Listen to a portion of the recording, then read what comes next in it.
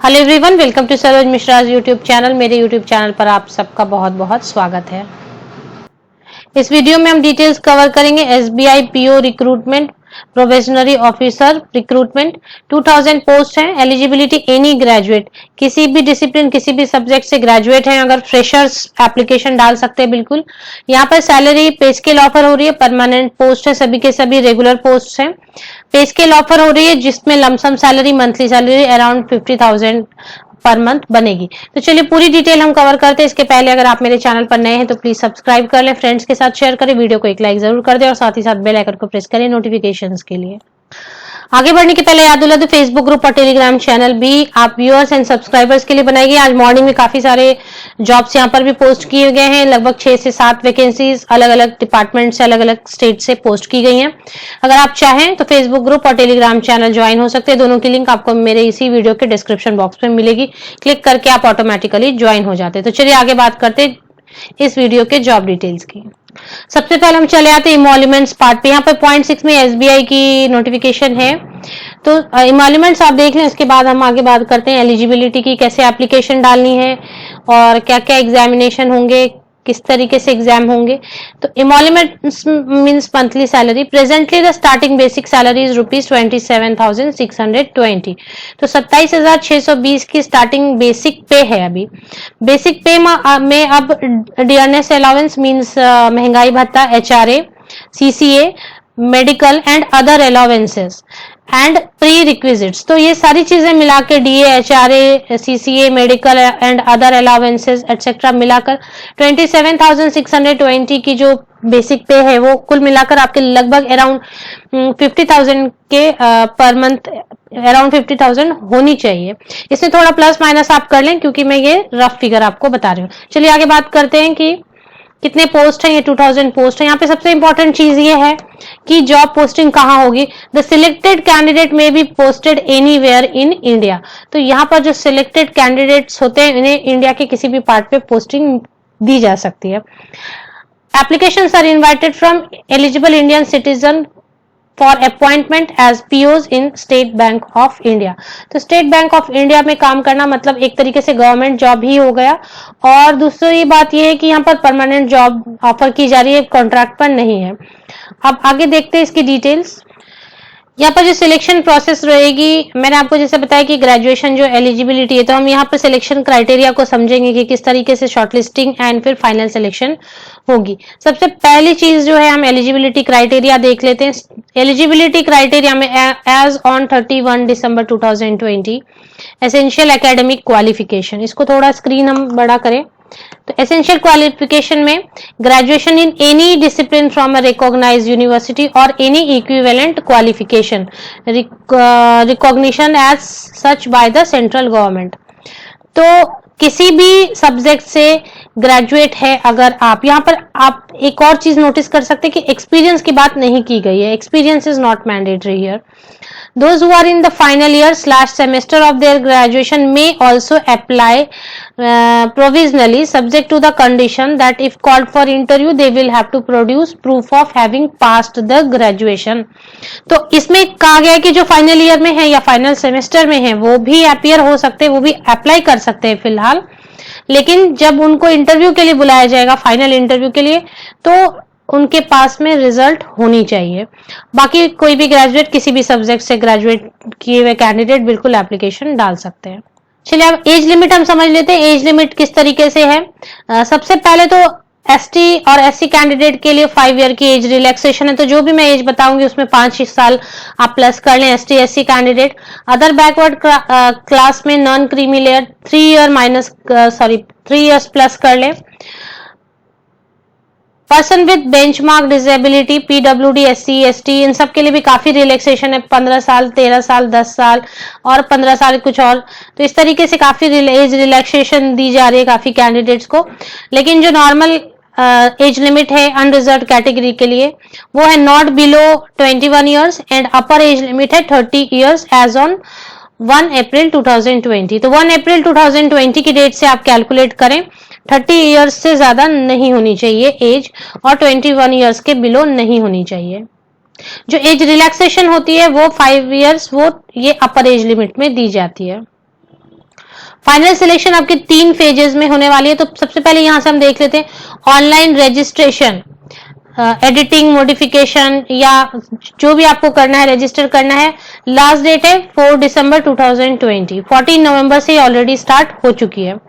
Payment of application fee, last date 4 December 2020। Download of preliminary examination call letter. तो phase 1 में preliminary exam होगा। Preliminary examination के लिए call letter दिए जाएंगे, तो वो 3rd week of December 2020 onwards, तो तीसरे वीक से, दिसंबर के तीसरे वीक से शुरू हो जाएंगे। पेज 1 ऑनलाइन प्रिलिमिनरी एग्जामिनेशन की डेट भी दी गई है 31 December 2020 2, 4 and 5 Jain 2021।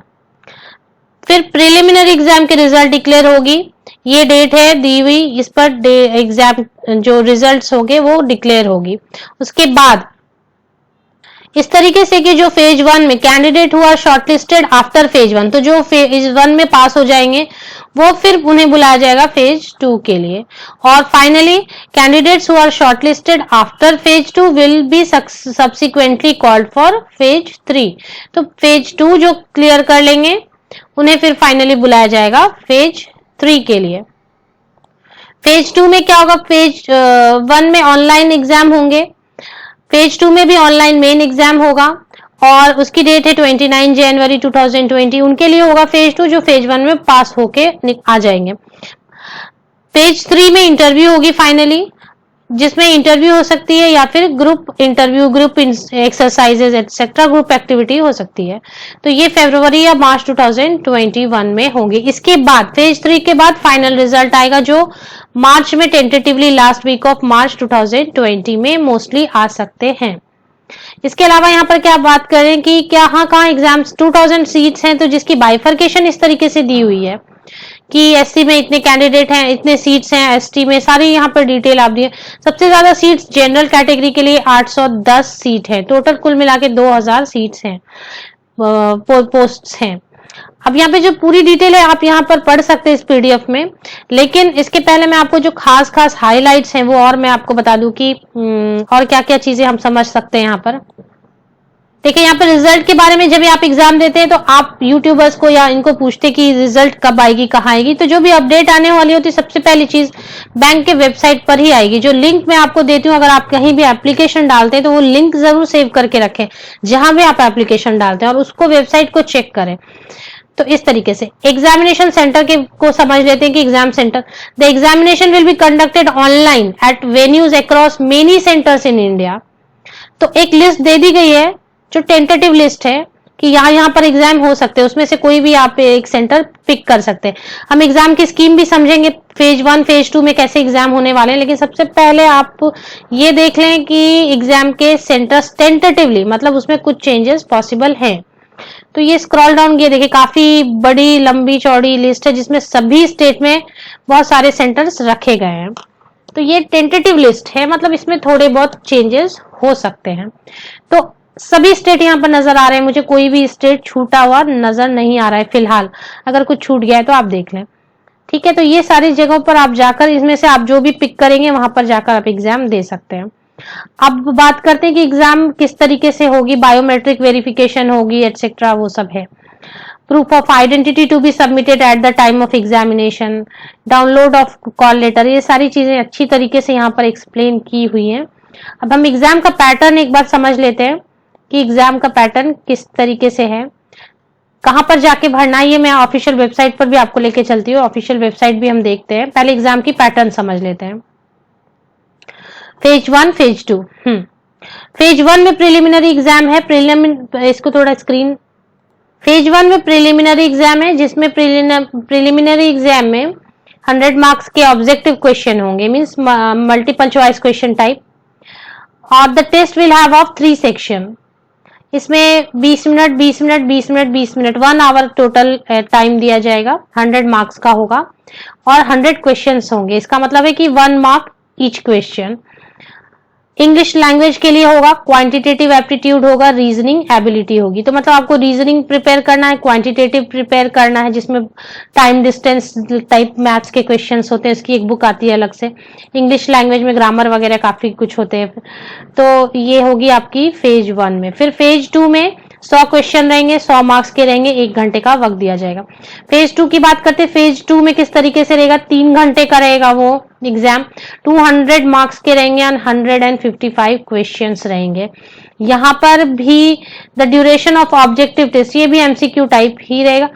Objective test for 200 marks and descriptive test for 50 marks. तो 200 मार्क्स का ऑब्जेक्टिव टेस्ट रहेगा और फिर 50 मार्क का डिस्क्रिप्टिव टेस्ट रहेगा 30 मिनट का। तो ये अलग से रहेगा फेज 2 में।